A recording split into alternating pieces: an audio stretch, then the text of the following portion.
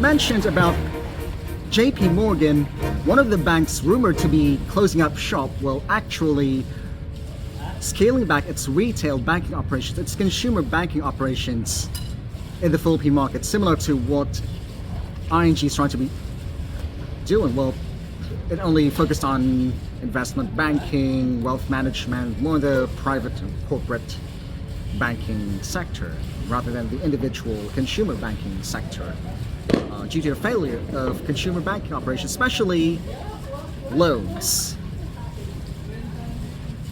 Typically, banks have strict requirements for the average Filipino to secure a loan because of the low incomes, low average or minimum wages of Filipinos. So not many can afford to meet the minimum income limit, well, annual income or monthly income, and the money, the cash flow just goes up in smoke like these fireworks making noise up in the air.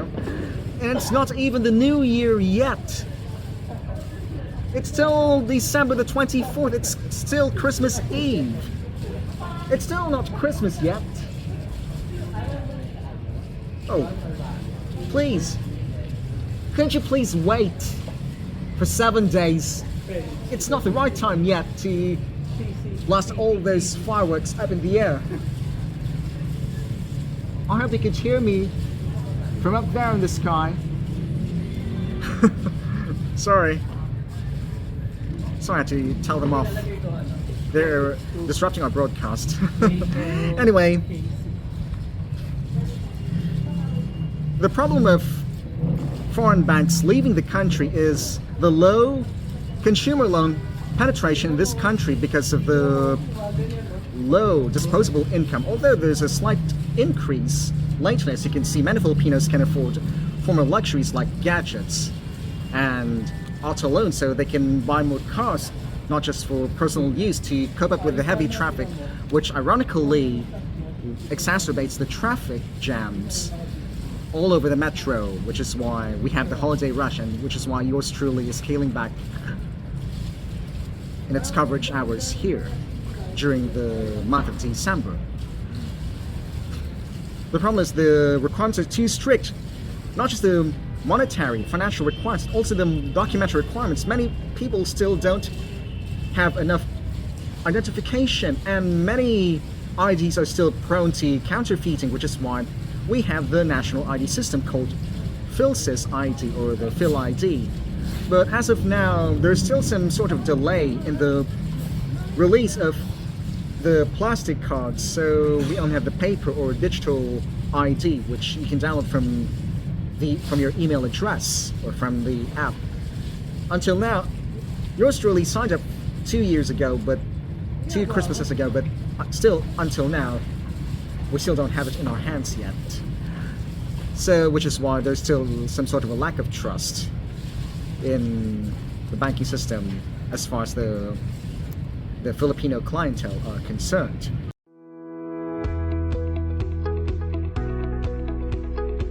Over the years, digital identification has established itself as an essential and critical factor of a country's shift to be a digital economy and society.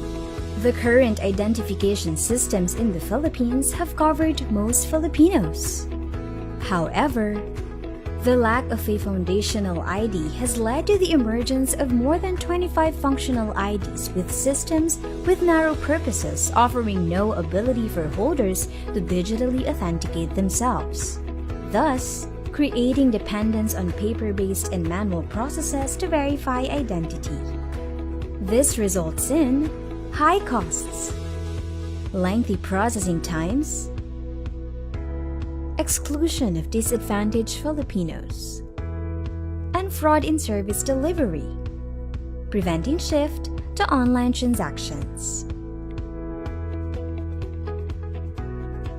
Citizens are often required to present multiple valid IDs or 2 or more matching physical documents, which hinders their access to many services.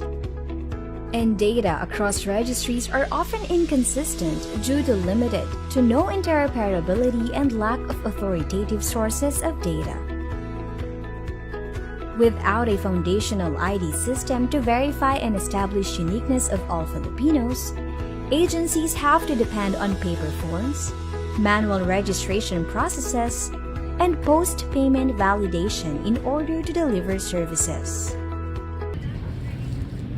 And another problem with bank loans, especially from foreign banks here in this country, is that it takes too long, even for the local banks, to disburse the loans that these poor Filipinos really need, which is why many of us turn to illegal online lending apps, which promises quick cash, but if you fail to pay by the due date, you get harassed. It's not just you, but all your contacts will be harassed over the phone. Your relatives, your friends, and some of them even lost their jobs, and even some of them have taken their own lives, which is a sad reality, not just in the Philippines, but also in many other developing countries, as discussed in our Independence Day special on Owen News 8K and 4K. It's called Freedom from Debt. It's not unique in the Philippines, it's also in India, and also in some African countries like Kenya and Nigeria, I suppose. Well, yes, Nigeria. Anyway, the said foreign bank, whose local headquarters is here across the road in BGC, in what looks like New York, looks like Manhattan. Well, Metro Bank looks like the Empire State Building, perhaps. It purportedly cited the gloomy economic outlook for 2024 for the Philippines because of the continued growth due to continued building of infrastructures, but a reduction in consumer spending. Yes, because many of us are still reeling from the COVID pandemic.